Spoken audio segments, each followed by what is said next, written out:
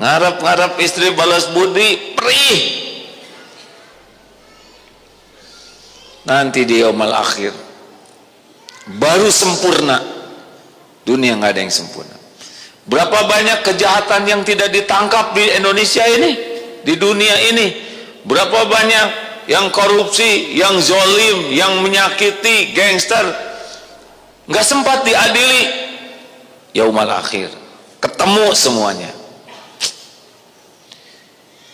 Yang nggak bayar utang kabur, mati, ketemu nanti di akhirat.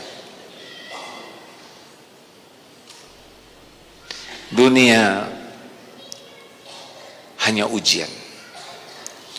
Jadi jangan merasa sukses kalau anak lulus kuliah. Anak lulus kuliah sukses, Bu, itu awal penderitaan bagi orang tua ya. Nyariin jodoh, nyariin kerjaan, gajinya kecil, tetap aja kita yang nombok ya. Anak udah lulus kuliah mau nikah, kebun dijual ya.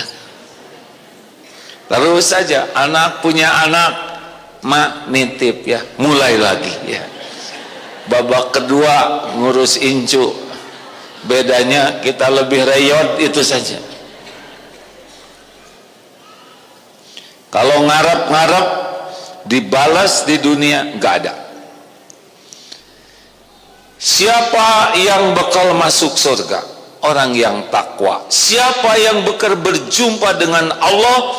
Asy-Syu'ara ayat 88 89. Dicatat, Neng ya. Nek maksudnya ya. Beda huruf, beda umur ya. Silakan Ustaz. A'udzu billahi minasy syaithanir rajim.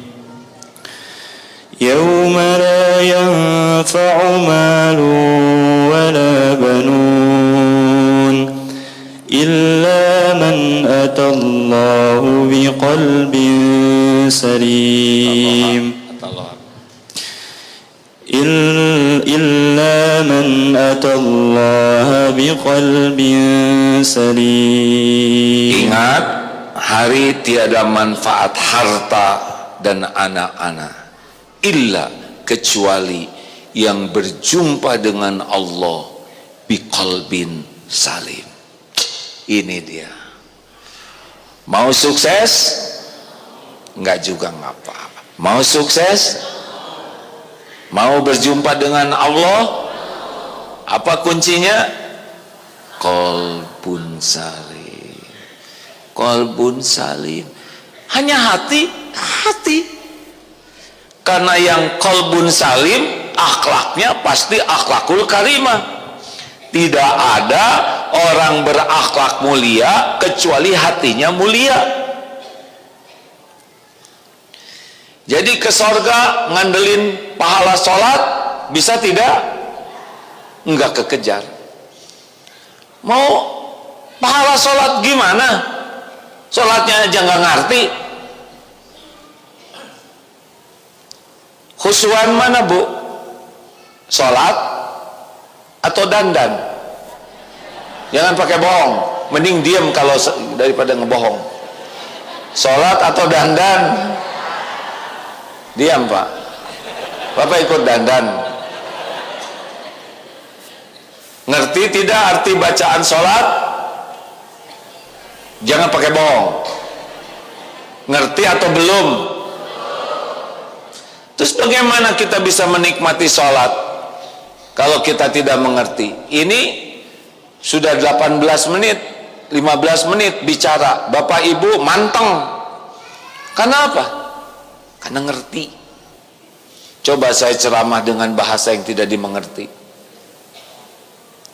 bubar. Apakah kita bisa masuk surga dengan saum? Berat. Kita cuman saum perut, tidak saum mata, tidak saum mulut, tidak saum telinga, terus ngabuburit begini. Yang dilihatnya yang ganteng-ganteng, kemudian lihat suami sok, dosa tah.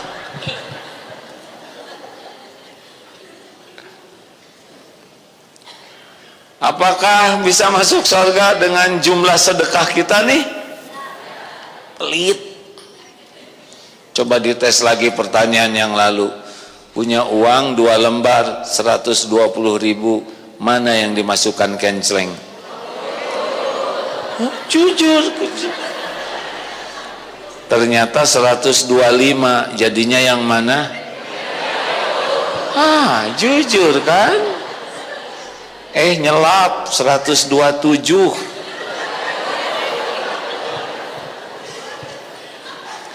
Ari jujur mah jujur, cuma ngecilin. Susah bu. Kita masuk surga itu dengan rahmat Allah. Nah rahmat Allah itu dicurahkan kepada yang beramal, yang menghasilkan hati bersih. Jadi kenapa hati? Dengar dalilnya ya. Ala inna fil jasadi mudghah idza salahat salahal jasadu kullu wa idza fasadat fasadal jasadu kullu ala wahia al qalbu. Ketahuilah dalam jasad ini ada segumpal daging, dia sesuatu nih, kalau baik baik seluruhnya, kalau jelek jelek seluruhnya, itulah yang dinamakan qalbu. Jadi perilaku kita itu tergantung qalbu kita. Nabi Muhammad SAW target dakwahnya itu bukan ke fisik sebetulnya, ke hati. Karena kalau hati baik, baik semuanya. Orang itu sebetulnya hatinya baik loh, cuma ngomongnya aja yang jelek. Terus omongan itu keluar dari mana? Hati bu. Coba hati sedih, kompak semuanya sedih. Hati gembira, kompak gembira. Hati jatuh cinta, kompak semuanya jatuh. Ya. Makanya orang yang tidak pernah belajar ilmu hati, tidak mengerti bagaimana menata hati, itu sulit sekali untuk memiliki akhlakul karimah. Jelas mak? Ibu sebelum tidur sibuk membersihkan wajah, salah deui, harusnya hati bu.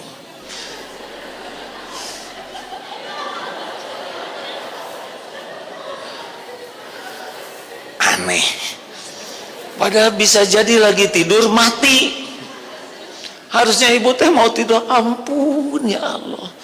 Ke suami maaf ya Pak, ke anak-anak maaf, anak-anak. Ibu belum tentu hidup besok. Amin kata suami. Zolim hadirin. Tobat suami.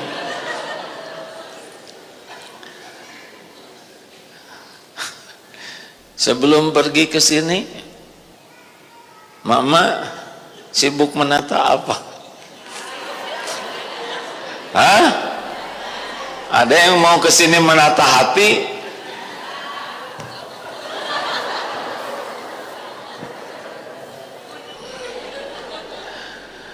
Meniriweh. Astagfirullahaladzim. Baiklah, sudah habis waktunya belum? Cara menjawab ini sesuai keadaan hati. Apa arti qalbun salim? Hati yang bersih, hati yang selamat, hati yang sehat, itu qalbun salim. Hati yang tidak ada gangguan, itu qalbun salim. Saya tidak akan rumit ceramahnya. Bagaimana yang qalbun salim? Bersih dari apa? Selamat dari apa? Sehat dari apa? Setidaknya selamat dari penyakit hati. Shimun taqi'u cidun. Susah kan? Coba Pak ulangi. Apa Bu? Shimun taqi'u cidun. Ya Allah, ampun, astagfirullahaladzim. Kenapa yang dicatat ini? Syi-nya syirik, shimun munafik, shimun takabur, shimun taki. Jadi lu pakailah syirik, munafik, takabur, ki dengki, ujub, cidun cinta dunia. Enggak ada di kitab manapun ini hadir. Coba apa Bu? Ini enggak akan habis 2 tahun nih ngebahas ini. Shimun taqi'u cidun. Ulangi. Apa itu?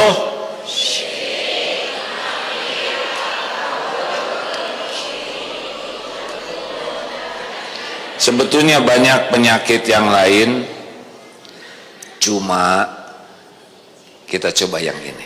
Intinya, syirik itu apa? Syirik itu menduakan Allah, atau dia menganggap ada Tuhan lain selain Allah yang buat hidupnya mengabdi kepada Tuhannya itu. Ada yang syirik jali, menyembah patung, menyembah berhala, menyembah kereta kencana, katanya ya, disembah-sembah. Itu syirik dalam pandangan Islam, ya. Ada menyembah pohon, punya jimat, seakan jimat ini bisa menyelamatkan. Itu syirik jali, menyembah berhala. Saya kira kita tidak nyembah yang begitu, ya. Tapi ada syirik yang lain, menuhankan harta, gelar, pangkat, jabatan, popularitas, penampilan, nafsu, itu bisa dituhankan. Lihat yang riweh-riweh di Indonesia ini, yang jadi masalah, rebutan jabatan, rebutan harta, betul tidak? Jinah terus, marah-marah terus, itu sama, dia punya Tuhan yang lain, sehingga hidupnya mengabdi kepada harta, benda, pangkat, jabatan, padahal ujungnya adalah mati. Dibawa tidak? Dibawa dosanya. Kita mati membawa harta tidak? Bawa. Dibawa harta yang jadi amal soleh. Dibawa, hadirin. Jadi ibu dikasih uang nanti tuh yang dua dari 2.000 tadi, itu dibawa. Yang 125 enggak dibawa. Cuma 2.000.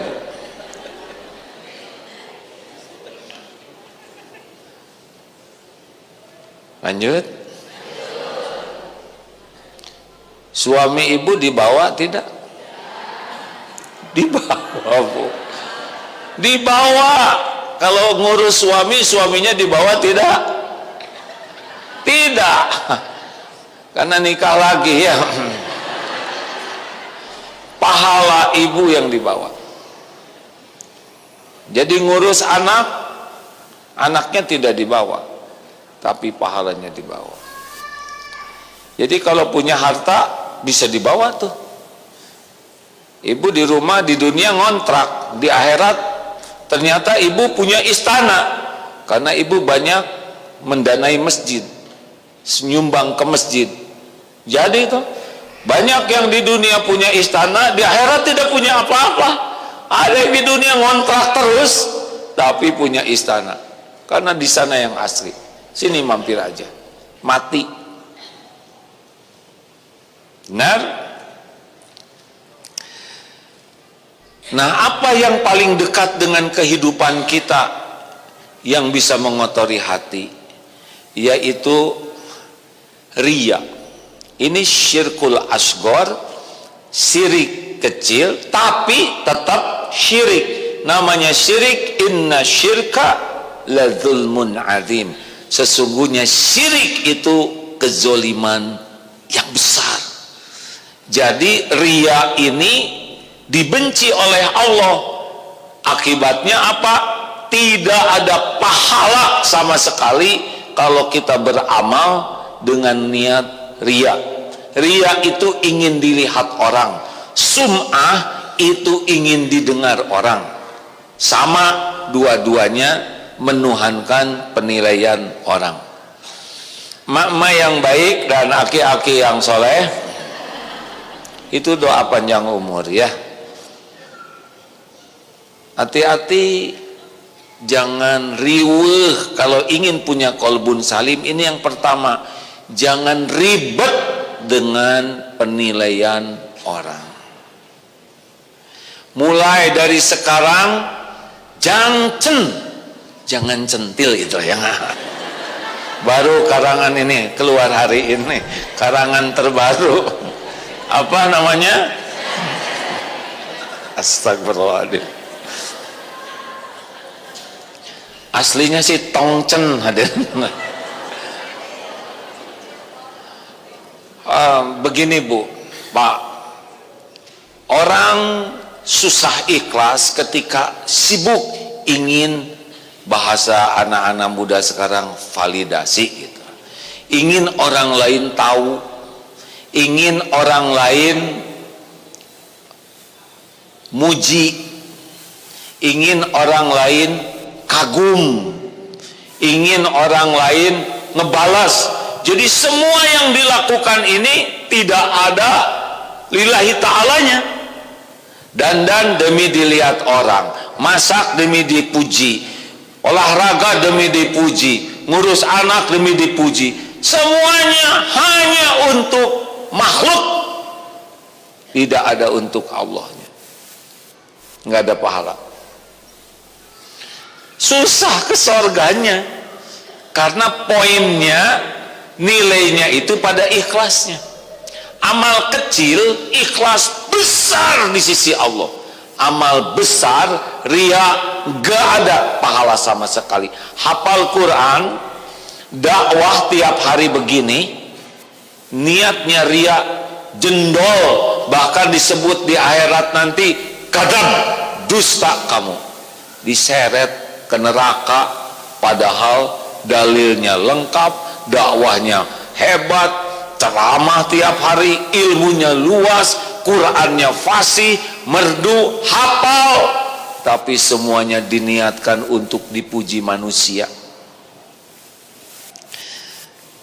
Ayolah, jangan kita ilmu dibanyak-banyakin tapi ini intinya enggak dapat.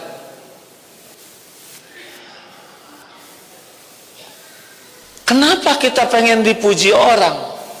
Emang udah naluri ya, terutama emak-emak ini dan bapak-bapak sok atau meni iri wae teh. Ai lalaki henteu, dengki itu namanya, Bu.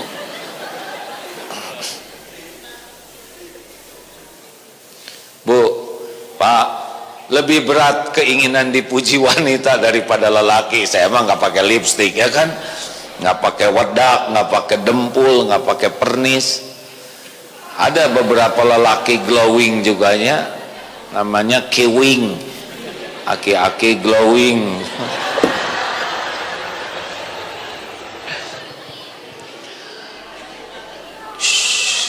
Lanjut. Ini latihan pertama mau qalbun salim. Ingetin ya, kalau ada umur, kajian ke depan melanjutkan Syimun Taqi'u Cidun ini ya. Kita bahas satu-satu. Yang pertama adalah sekarang kalau kita ingin dipuji orang, kalau kita ingin diketahui orang, kita ingin dikagumi orang, terus jadi gimana kita ini? Ibu beli tas, nyicil 36 bulan demi dipuji tetangga. Terus tetangga muji, aduh ibu tasnya bagus. Lunas cicilan? Bantuin nyicil tidak? Mau ngapain? Banyak orang yang capek sekali hidupnya tuh demi dipuji orang lain. Aya nonon teh senam apa yang ngi begitu, apa body language atau apa ya sampai ke mengi, hanya ingin kelihatan langsing demi dinilai orang. Ibu tahu nggak Bu, kalau ibu badannya bagus pasti ngetet bajunya, gak pengen ketahuan pinggangnya kecil, pengen segala merecet. Nggak usah dibayangin Pak, jadi dosa bayangan. Bapak ngebayangin lepet weh Pak, aman ya. Yang ngetet-ngetet kan lepet juga dengan bacang ya. Aman Pak. Udah Bapak ngebayangin bacang aja dengan lemper ya. Makin udah kita capek olahraga hood head, nggak ada pahalanya. Udah dibikin oleh Allah, diuji dengan badan agak bagus, pamer, jadi dosa, mati. Bawa apa itu? Dosa.